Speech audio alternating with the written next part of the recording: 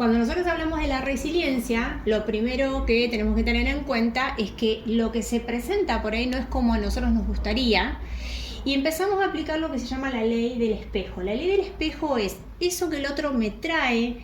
A ver, nosotros tenemos un montón de estímulos alrededor, pero no reaccionamos a todos. Solamente vamos a reaccionar a los que tengan una información, ¿sí?, que sea igual a la que nosotros tenemos adentro y tenemos que trabajar. Entonces, en el universo de personas que tengo alrededor, me va a molestar algunas actitudes de algunas personas, no de todas. Eso se llama resonancia. Cuando yo empiezo a aplicar la ley del espejo, lo que empiezo a entender es que eso que me molesta del otro es una oportunidad para que yo trabaje algo en mí mismo, ¿sí? Seguramente lo que me molesta o incomoda del otro va a estar en polaridad. Esto quiere decir, si yo soy demasiado ordenada, seguramente me moleste del otro que sea desordenado. Pero no quiere decir que el otro sea distinto, porque trabajamos con la noción, además de la ley del espejo, de la conciencia de unidad. Esto quiere decir que el otro no está separado de mí. Lo que el otro me trae como información tiene que ver conmigo. Entonces lo que empiezo a hacer es, en vez de enojarme con el otro, discutir con el otro, porque esas acciones no son como a mí me gustaría que sean, tomo eso que me molesta y empiezo a encontrar el tesoro oculto que está en esa adversidad, en eso que no es como yo quiero que suceda. Y me vuelvo protagonista.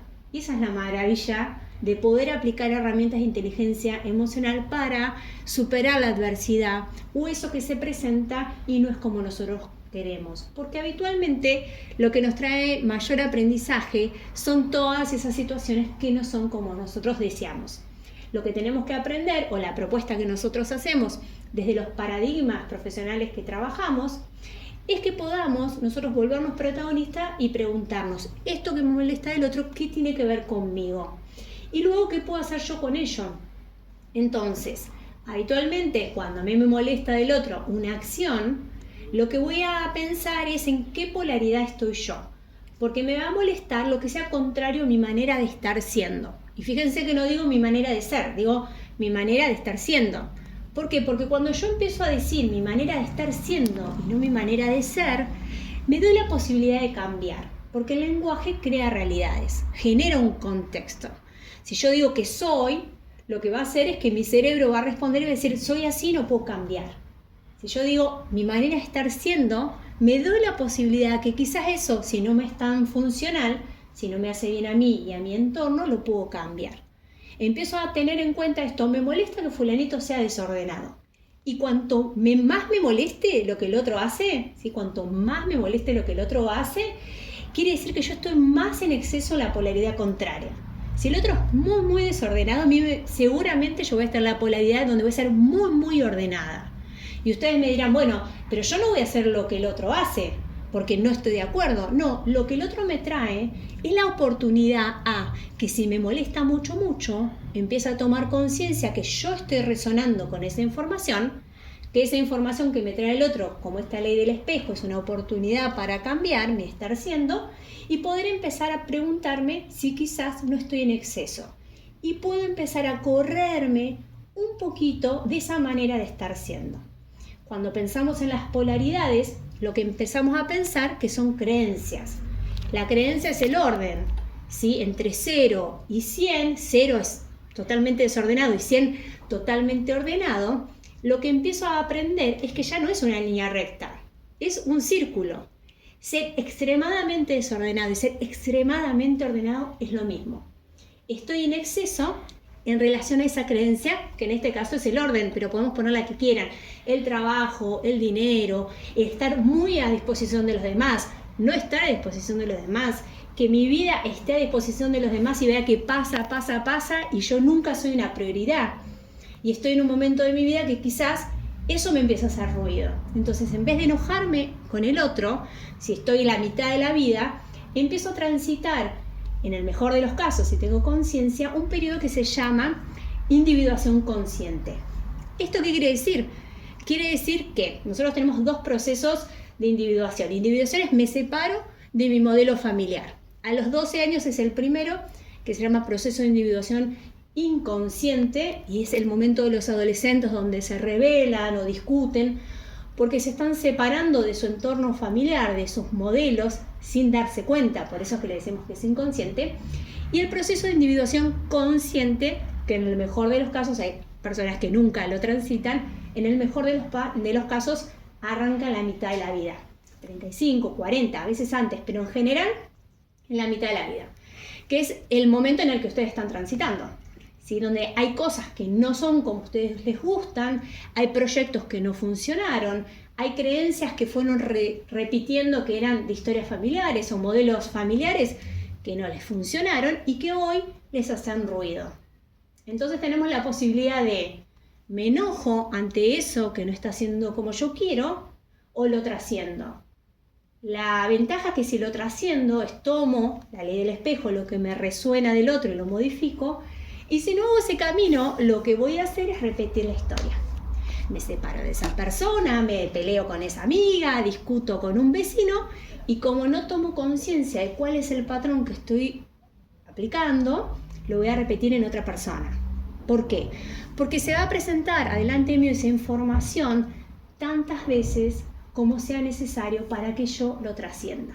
Por eso cuando nosotros pensamos la resiliencia, ya no pensamos, o por lo menos la propuesta que nosotros estamos haciendo, no es necesariamente pensar, bueno, me pasa algo negativo, bueno, me fortalezco. No, es la adversidad es todo lo que no es como vos querés. Ahora, cuando yo empiezo a pensar que esa adversidad es una oportunidad para trascender algo, para cambiar, algo que me resuena, que salimos del modelo del ego de yo soy el que digo que es lo mejor para mí en la vida, a entender que somos una conciencia de unidad, que lo que se presenta tiene una misión y que esa misión tiene que ver con aprender y trascender algo. Y este postulado es un paradigma de vida, no se vincula con ninguna religión y puede convivir con todas las religiones. Es poder ponernos como protagonistas de nuestra propia vida. Cuando yo sé que el lenguaje crea realidades, sé que somos seres interpretativos, vivimos interpretando, el otro hace A y yo en mi mente expliqué de 1000 maneras distintas eso que el otro hizo y empiezo a entender que soy un ser lingüístico, un ser interpretativo y que el lenguaje crea realidades, me abro una caja de herramientas para poder construir la mejor vida que está a mi alcance. Si yo solamente tengo la misma herramienta, si en mi cartuchera tengo un lápiz, solamente voy a hacer siempre los mismos dibujos. Si yo en la cartuchera, caja de herramientas, pónganle la metáfora que quieran, voy adquiriendo otras herramientas, voy a tener más diversidad. Entonces, la construcción de mi propia vida va a estar directamente relacionada con los recursos emocionales que yo tengo. Cuando hablamos de recursos emocionales, nosotros desde el coaching ontológico profesional, disciplina a la cual nosotros nos alineamos, sabemos que no importa que estemos usando la misma palabra en el mismo idioma, empezamos a hacer distinciones. Quiere decir explicar qué significa esa palabra para mí, para que cuando nos estemos comunicando podamos entender y que tener el mismo sentido de eso que decimos. Cuando hablamos de recursos emocionales que están vinculados con la inteligencia emocional, que no es una inteligencia racional, es la habilidad de poder gestionar lo que nos pasa a nosotros y poder empatizar con lo que le pasa al otro. Un recurso emocional es la resiliencia, fundamental para poder sobreponerse a la adversidad. Otro es la gestión de las emociones, el reconocimiento, la gestión de mis indicadores somáticos, que son mis señales corporales. Poder gestionar las emociones, las que me gustan y las que no me gustan, porque habitualmente está como el clan de las emociones, entre comillas, negativas y las emociones positivas. Las emociones son un GPS. Nadie le diría al GPS solamente marcame las rutas que sean pares y no las impares. Vos necesitas que el GPS te marque todas las rutas para saber a dónde llegar. Las emociones son iguales, cumplen la misma función. Las que no nos gustan son las que nos dicen, che, cambia el camino, porque la verdad que por este lado le estamos pasando mal. Y las funcionales, las agradables, son las que nos dicen seguir por este lado, seguir por este sendero. Pero no nos peleamos con las emociones, las aprendemos a gestionar. Cuando yo empiezo a entenderme, tomar conciencia de mí mismo o mí misma, puedo empezar a sentir que tengo la gestión de mi propia vida. Y no digo control. Vuelvo a lo que decíamos hace un rato. El lenguaje crea realidades. Yo no voy a controlar mis emociones. Voy a aprender a gestionarlas, respetándolas desde un lugar amoroso y amable conmigo mismo, conmigo misma, ¿sí? Para poder tener el mejor tránsito en esta vida que puedo tener y que está a mi alcance. Ahora, cuando nosotros tenemos herramientas de gestión emocional, empezamos a entender que a veces hay ciertas situaciones que por lógica las puedo entender, pero que no las puedo bajar al cuerpo. No pasa nada. Es entrenamiento, es práctica. No sé si les ha pasado alguna vez que hay cierta situación que los hace enojar, explotan y después se arrepienten. Bueno, esa respuesta es una respuesta que es biológica. Entonces nosotros lo que vamos a hacer es primero poder conocer nuestra biología, cómo funciona nuestro cerebro, cómo respondemos y reaccionamos y luego aprender a gestionarlo. Entonces, por ejemplo, una herramienta de gestión emocional, de recursos emocionales es tomar nota. Cuando yo estoy en una situación que me supera, me desborda, me enoja, tomo nota. Sí, pero no me gusta tomar nota, me pueden decir. Ustedes tomen nota. ¿Sí? Agarren un papel, un cuaderno y tomen nota. ¿Por qué? Porque cuando ustedes toman nota, lo que están haciendo es darle al cerebro, a una parte del cerebro en particular, que es el mejor para gestionar las emociones, la tarea de gestionar lo que está pasando. Esa parte se llama corteza prefrontal, está acá, es de la parte más evolucionada del cerebro, de las últimas que fueron apareciendo, y es la parte que se encarga de la planificación a largo plazo y la gestión de las emociones. Entonces, cuando yo sé que ante cierta situación que me indigna, reacciono, exploto y después me arrepiento, si yo puedo hacer un espacio, ¿sí?, y poner en el medio la herramienta de escribir, tengo una herramienta emocional, un recurso emocional para cambiar eso que está haciendo de esa manera. Entonces, lo que nosotros trabajamos y siempre ofrecemos en nuestros cursos son herramientas que sean con un contenido teórico, pero que están acercadas de manera tan práctica que casi es imposible no aplicarlas. ¿Por qué? Porque se pueden aplicar rápidamente y cuando vos aplicas algo rápidamente te das cuenta que te cambian los resultados, te empezás a emocionar y lo vas a repetir. Habitualmente nosotros desde el coaching ontológico decimos que somos observadores, cada persona, ¿sí?, que están rodeados de un sistema. El sistema es todo lo que rodea a la persona. Ahora, lo que sucede es que habitualmente queremos resultados distintos haciendo más de lo mismo, ¿sí? Nosotros siempre ponemos este ejemplo: quiero conseguir trabajo, entonces voy, en su momento se iba a ver los clasificados del diario. Entonces veías los clasificados del diario y no conseguías trabajo. Entonces los veías los domingos. Luego los veías domingos y miércoles. Luego los veías domingos, miércoles y jueves. O sea, esa acción es hacer más de lo mismo y voy a obtener el mismo resultado. Entonces, lo que nosotros hacemos desde el coaching, por ejemplo, es empezar a cambiar la observación. Esto que está haciendo de esta manera, ¿cómo lo puedo observar desde otro lugar? Porque yo, cuando cambio mi observación, se amplía mi horizonte de posibilidades. Cuando yo tengo la posibilidad de ampliar mi horizonte de posibilidades, me permite elegir. Y cuando yo puedo elegir, me siento libre de poder transitar la situación que se me presenta de la manera que yo elijo transitar. Porque hay situaciones que se van a presentar en la vida que no dependen de nosotros, ¿sí?, pero sí depende de nosotros qué hacemos con esa situación. Y ahí sí vuelve, como decimos en el coaching, el lenguaje es recursivo, vuelve a nosotros, el lenguaje nos permite reflexionarnos. Cuando nos reflexionamos, nos volvemos más flexibles. Y la flexibilidad y la resiliencia y la gestión de las emociones nos permite ser personas más flexibles y transitar de mejor manera la vida que estamos transitando. Eso sí depende de nosotros.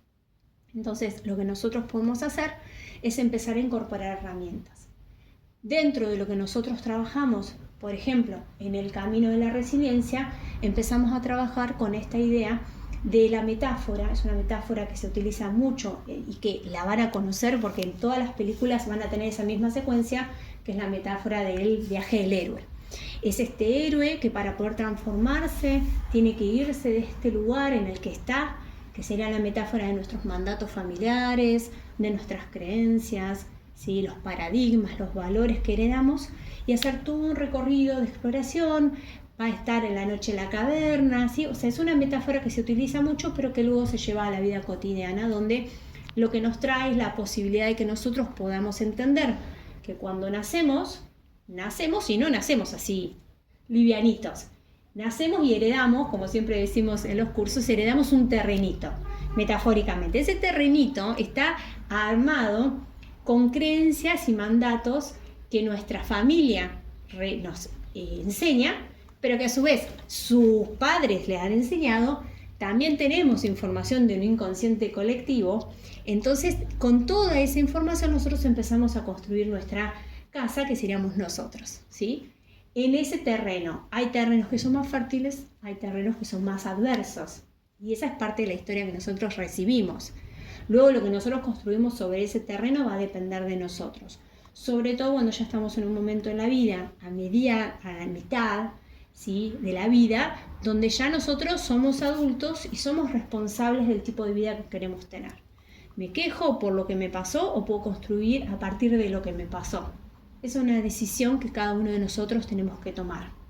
No es lo mismo no tomar esa decisión porque no conozco las herramientas, que conociendo las herramientas no tomar esa decisión, que es válida, ¿sí? Pero yo tengo la posibilidad de vivir mi vida de otra manera y elijo no vivirla, me vuelvo protagonista de mi vida también, la vida que no quiero tener y la vida que no voy a cambiar, pero soy protagonista, ¿sí? Nosotros cuando hablamos del sistema de creencias, yo puedo ante la adversidad enojarme, pensar que me castigaron o porque a mí, o vivir situaciones que por ahí no sé si les ha pasado, quizás de vivir una situación muy adversa y rodearse de gente que por ahí le han pasado cosas mucho más simples y la pasa mal. Y ustedes mirarlos y decir, ok, ¿cómo la pasa mal si no le pasó, lo que le pasó no es grave? Porque nosotros valoramos la gravedad o lo que se nos presenta como una adversidad en comparación de lo que vivimos antes. Entonces, la manera que tenemos de nosotros transitar esa situación o interpretarla va a depender de nuestro sistema de creencias.